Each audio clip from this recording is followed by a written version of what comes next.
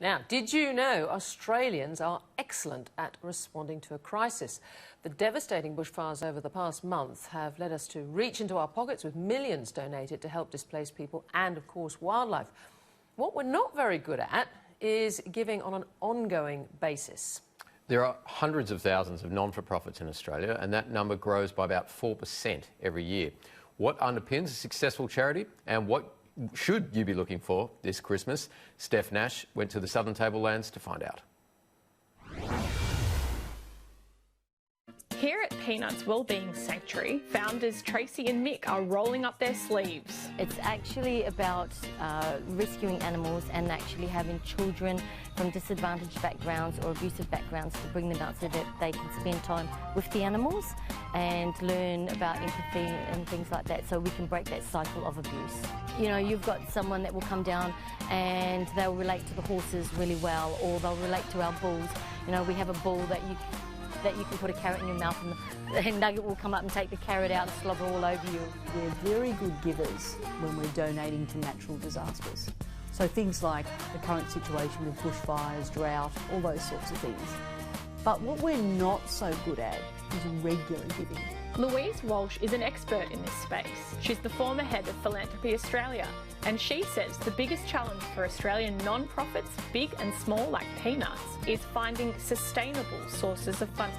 Making an annual donation on a consistent basis to the same charity, or it could be workplace giving, you know, coming out of your pay every month to support a certain charity on an ongoing basis. Today, Louise is the CEO of Future Generation, part of Jeff Wilson's stable. It's a fund that only invests in companies with strong environment and social governance and forgoes management fees to donate 1% of assets to charities. It's really an example of impact investing. I mean, what we're trying to do here is provide a dual purpose to our shareholders and our investors. So this year alone, the assets are just over $1 billion and the donation to charity is $9.5 million. Back at the sanctuary, Tracy and Mick rely on donations, volunteers and sponsors. Mick says their non-profit goes through good and bad times, and the drought at the moment is taking its toll. We're in a drought situation, so the price of feed is really expensive. So to keep buying the feed in to feed the animals, now we're in the drought, we've got water restrictions on. We solely rely on rainfall for our dam water, and as that dries up, we're going to need to buy water in as well. So you have those hard times, and then there's the general things like there's a bushfire in our area. We know places that are literally just leaving the animals. We get a lot of babies. We've got a few out in foster at the moment because the mums can't survive with the lambs that keep getting born, so they will actually end up just ditching them. Future Generation released a report in October concentrating on the issues in the mental health non-profit sector. It found that givers were turned off donating because of the overwhelming amount of charities in the sector, as well as the complexity in how they're run and how they're funded. Louise says this applies to many different types of non-profits, but when she's looking for a charity to invest in, she says it's all about the strength of the brand and the makeup of the board. You see this time and time again in the non-profit sector in Australia, where the brand awareness and the profile of non-profits is not high enough. Now, there are exceptions to that rule, but what most of them don't do is they don't have anyone on their board that has serious marketing, comms, expertise and grunt, that they could add value with strategy, but they could also actually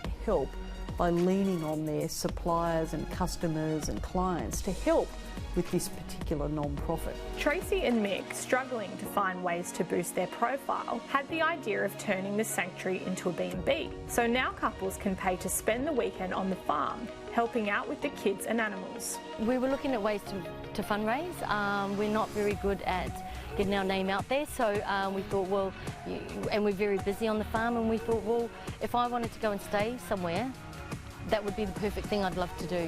If the government could look at that and just go, hey, look, they're helping us to overcome a social issue, we could fund other sanctuaries and help them out and grow the model that we use with the children because socially it's beneficial to everybody. So yeah, I'd like more government funding.